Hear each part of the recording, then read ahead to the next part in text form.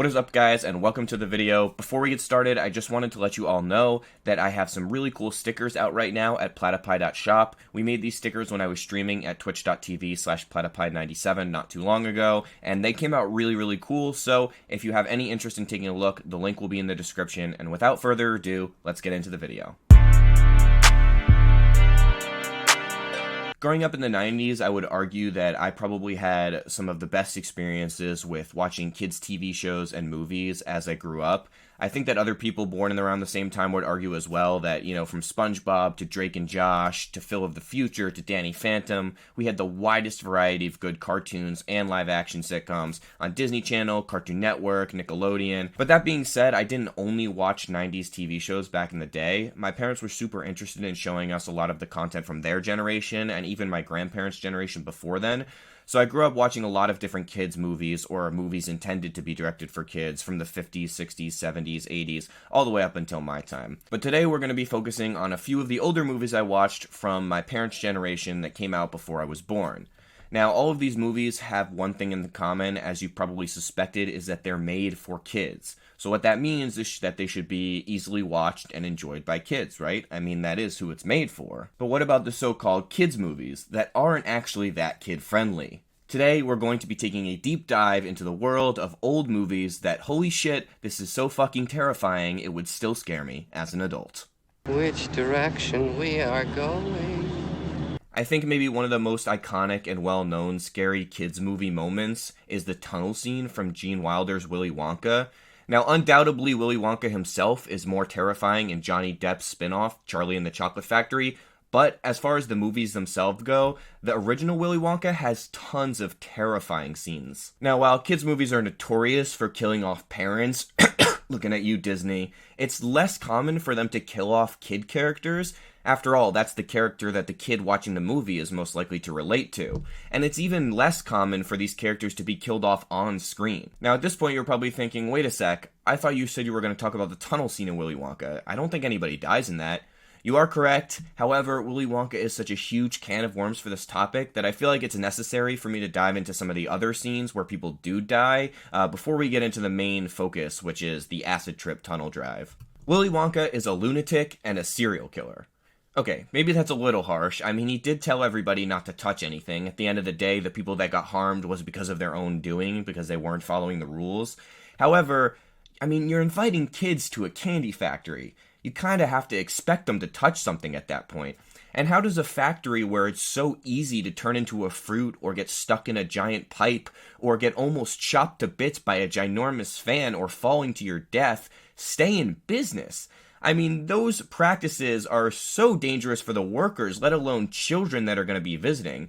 So in my mind, I think that Willy Wonka possibly did know what he was doing and that he knew that they were going to get harmed. And I think as the boat scene goes on and you see the stuff he says, it starts to seem more likely that this guy actually is a lunatic that wanted these kids to die. But we're not here to judge the ethics and thoughts of Willy Wonka, the man himself, but rather judge the creators for creating this masterpiece of making 7-year-old me wet the bed. So child deaths aside, let's take a look at this horrifying and iconic Willy Wonka tunnel scene. So the scene starts off with one of the parents already being like, bro, this looks sketchy as hell. I do not want to go in the tunnel. Take me the fuck out of here right now. Hang on, where are we going? I don't know, but I don't like the looks of that tunnel up there. Hey, Wonka, I want off! And Willy Wonka just completely ignores him and starts this rambling monologue of nonsense. Round the world and home again, that's the sailor's way. The cheery Candy Factory tune that is playing in the background at the beginning of this scene almost immediately changes to that of like a slasher soundtrack. The characters themselves are thrown into like a dark tunnel where they can't see anything, and all the audience of presumably kids gets to experience is this mostly dark screen and then the main characters screaming in terror, which on its own I think is already too far, and it just gets so much worse than that. We're going too fast! We're gonna sink! I know it! Please stop the boat! Faster! Our boy Willy then decides it's appropriate to start shouting faster at the Oompa Loompas steering the boat when there were characters that have already said, please slow down, it's going too fast. He also admits to not being able to see where he's going, so he's telling them to speed up and admitting that he can't see where they're going, which is like so dangerous and like valid concerns by the parents who like are portrayed as pretty bad parents in this film, and I guess they are because they don't control their kids, but like Dude, slow down the fucking boat. You can't possibly see where you're going, Wonka! You're right. I can't. Now, if the intensity of the scene and Willy Wonka's absolute death stare aren't enough to already scare a kid, they start flashing images in the background of the tunnel. It's like a snake slithering over somebody's face, extreme close-up of bloodshot eyes, a chicken being murdered, and the scariest of all, an old white dude. Let's take a moment to remember that this is a movie made for kids. Not only is it not even rated PG, it's actually rated G. So this movie is supposed to be for everybody. Even toddlers are supposed to be able to watch this. And already they have animals dying, snakes crawling on people, which would scare a lot of kids, and other horrifying images in like this acid trip adventure. It's so odd. And as if it wasn't bad enough already, our sadistic, soulless friend Willy starts singing the creepiest song of all time. There's no earthly way of knowing He's singing. which direction we are going. There's no knowing where we're rowing or which way the river's flowing. I mean, there is definitely something wrong with this guy. It makes it a lot more reasonable to think that he knew what he was getting into when he invited these kids into the factory. I mean, why does a tunnel like that even exist in a chocolate factory? Then Willy decides to take it up yet another notch by turning his creepy song into a screaming chant about the fires of hell and the Grim Reaper. Not a speck of light is showing, so the danger must be growing. Are the fires of hell a-glowing? Is the grisly reaper mowing? Yes! The danger must be growing, for the rowers keep on rowing, and they're certainly not showing any signs that they are slowing! So at this point, Willy is just full-on screaming. His face is red, he has veins bulging out of his forehead. I don't think he's blinked a single time this entire scene. I mean, these are definitely the actions of a serial killer. Finish it up with everyone's worst nightmare, a giant spider, and they made it. Way to kill the mood, Willy. So as you can see, this movie is far from suitable for children. I mean, if the creepy imagery isn't enough to scare a kid, they added plenty of flashing, screaming, chanting, and creepy singing to do the job. And just in case your little stupid dumb kid couldn't figure out how scary this was from everything going on, they made sure to have the other characters screaming in terror the entire scene, just so that they could show how truly terrifying this was. And as I mentioned before, this movie was rated G, so have the times really changed that much since 1971, or was this movie always scary for kids? Before we make the final conclusion on that, I want to look at a couple more examples of kids movies that would still make me pee-pee my diaper today. Okay. Stay calm. Don't struggle. I think it would be pretty easy to find and pick apart scary moments in kids' animated movies. I mean, just look at the nightmare scene in Winnie the Pooh, the trippy elephant scene in Dumbo, or all of Coraline. But I really want to focus on live-action movies in this video because I think live-action movies are just a little bit more scary when they have scary scenes because it's harder for kids to differentiate real life from a live-action film versus a cartoon. So on that note, the next movie I want to look into is the original Jumanji movie from 1995. Now, I think compared to Willy Wonka, Jumanji is more of like an adventure and like suspenseful kind of scare than Willy Wonka being more like a creepy scare. But nonetheless, Jumanji does have a lot of terrifying moments, and I remember being really afraid of it when I was younger. Now, Jumanji is rated PG and not G, so I think that gives them a little bit more leeway in terms of scary scenes, but I still think it pushes far beyond that. So this scene goes from 0 to 100 immediately.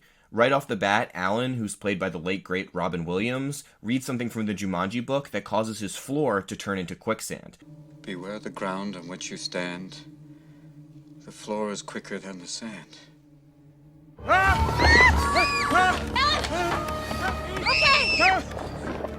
Okay. Now, I think it's worth noting that it's a little scarier, at least in my mind, for the floor in your home to turn into quicksand rather than just getting caught in the jungle like in Indiana Jones, because most kids aren't thinking about going out to the jungle, but if the hardwood kitchen floor starts to turn to quicksand, that's a legitimate terrifying fear. I also want to mention that I will be referring to Alan as Robin for the remainder of this video, because when I look at him, all I see is Robin Williams and not a character named Alan. So after almost immediately dropping waist deep into the quick wood, Robin's family starts scrambling for a way to get him out. His daughter lets out a terrifying scream to perfectly set the mood. And while the graphics don't really look quite as realistic today as they did back then, I still think it's pretty terrifying to see the imagery of him being sucked into the floor, and I think it's a really good example of where live action can look a little more scary than a cartoon. Eventually, as Robin and his family's efforts to rescue him from the Quickwood fail, it gets to the point where only the top of his face is still sticking out of the surface as he visibly struggles to breathe. Watching his head get squeezed like that as he sinks further and further into this horrifying rubbery floor is super terrifying, especially for a kid.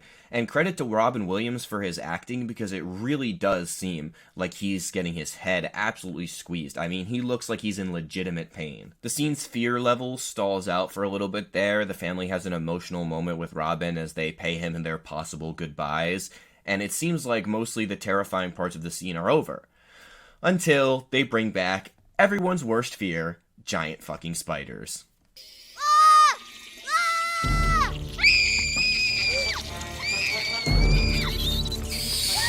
And when I say giant, I'm not exaggerating. I'm not talking about tarantula-sized spiders. I'm talking about basketball-sized spiders. The type of spider you see at the corner of your wall at 2 in the morning when you're fishing stuff out of your fridge if you live in Australia. Now, again, the outdated graphics make the spiders look pretty goofy. They don't look all that real. Even to an arachnophobe as myself, they weren't really scary. However, it's not the spider's existence or size themselves that's what's terrifying about this scene. It's the context in which they emerge. Robin is stuck in the floor with only his face peeking out, and he can't defend himself or move, and there are basketball-sized spiders coming out of the shadows and starting to charge at him. Holy shit, why? I feel like having bugs crawl all over you while you're incapacitated is like a major fear of like millions of adults, let alone the fact that this movie is supposed to be for kids. I mean, that's something you would see on Fear Factor. You shouldn't be seeing that in a kids movie. So why in the world would the writers of Jumanji put this scene into the kids movie they were making? Maybe I'm just the biggest scaredy cat in the world and this isn't all that scary to other kids, but I don't know, man, seems kind of sketchy to me. Children, where are you?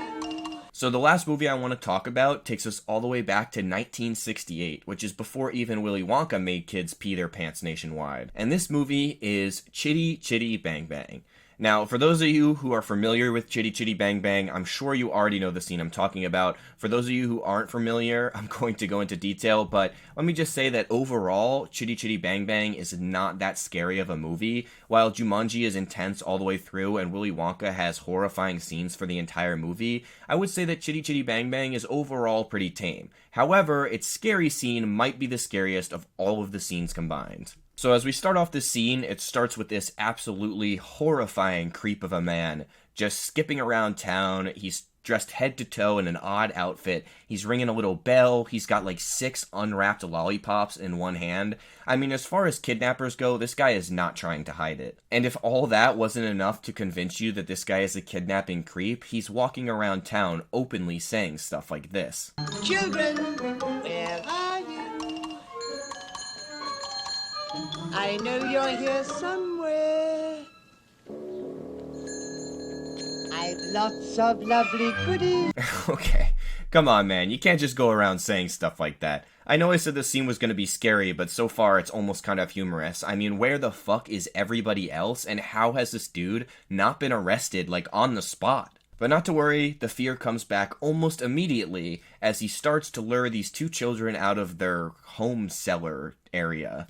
And let me just say that this guy is also an incredible actor or a real-life kidnapper because, oh my god, I know they made him up to look ugly, but just the way he acts and sounds, it's so creepy. Lollipops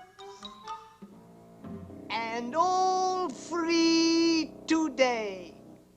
Cherry pies, cream puffs, ice cream, treacle tarts. So after he convinces the 2 kids to leave their cellar home by offering them free Twinkle Tots and ice cream, which I guess Twinkle Tots are those unwrapped lollipops, he calls them Kitty Winkies. which just gross, dude. Just no. So then finally an adult emerges from one of the homes and sees what's going on. I mean, it's not like the candy kidnapper has been all that quiet with his screaming for the children, but instead of going and like running and trying to stop the kidnapping in progress, he just yells for the kids to come back. Like, yeah, I guess it's better than nothing, but they were just offered free candy. Do you think they're gonna listen? And then the cart transforms into a jail cell. The walls of it fall off, and it turns out that the kids are, like, behind iron bars, screaming for help, and the other guy that they don't even show again, who's presumably still outside looking at them, doesn't do jack shit. To me, this jail cell cart is one of the reasons that it made it so terrifying to watch this as a kid. I mean, if you really think about it, this crazy candy factory tunnel is not super realistic. Going into a board game that has wild elements is very unreal. But something that's being drilled into our heads since we've been in elementary school as kids is that someone's going to offer you candy, and if you listen to them, they're going to steal you and, fuck you up. So, as a kid watching this, you're thinking, oh my god, it's that easy. Like, I just saw this creepy guy lure these kids out, and then they were trapped in the jail cell. And also, because nobody does anything about it, when I was a kid, I remember getting the impression that, there was nothing they could do. Like, if you get kidnapped, it's not like the police or your parents can go after the kidnappers. It's just like, oh, the kidnappers own you now. Like, you made a mistake, you got kidnapped, now nobody's gonna come for you, you just belong to that creepy dude. So for me as a kid, this was really, really terrifying. I do want to point out, looking back now, that it is kind of funny that the cart's walls drop off almost immediately. Like, it's not like that has to happen. It's not like the kids being inside, causes a mechanism to unveil what's really inside. They didn't, figure something out to expose themselves so people could rescue them. They just walked in, and then he's like, well, now that I've caught the kids, I don't have to disguise it as a candy truck anymore.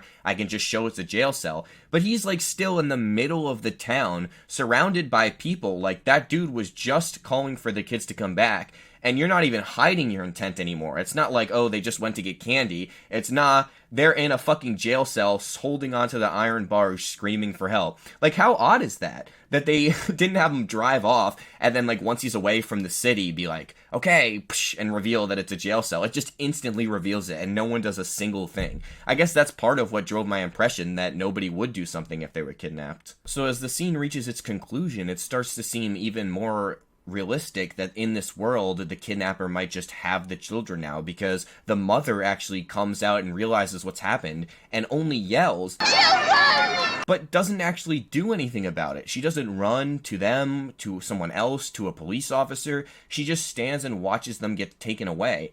And then as the scene ends, they get taken to the king of the land. Apparently they're foreign children, so I don't know if it's like, oh, you're foreign children, so you're allowed to be kidnapped and enslaved or something.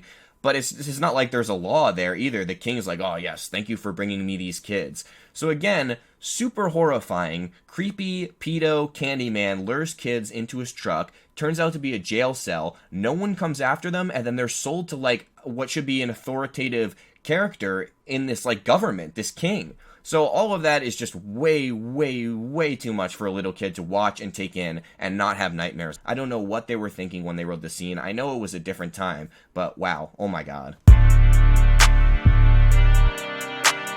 So at the end of the day, the question becomes, why were movies back in the day made with such horrifying scenes and then directed towards children? I mean, sure, there's content that comes out today that's still scary for kids, but it seemed like back in the day, a large amount of kids' movies would have a scene here or there where it just really wasn't appropriate in terms of the level of fear. And at the end of the day, what I really think it comes down to is that times have changed a lot. And I think this change is relevant in a lot of forms of media, not necessarily just in the film industry. I think a really good example for video games would be Pokemon. In the first Pokemon game, the game is relatively difficult. You have to figure out a lot of what you want to do, where to go. There are certain characters you have to find and talk to before you can progress the plot that aren't just along the path you're given.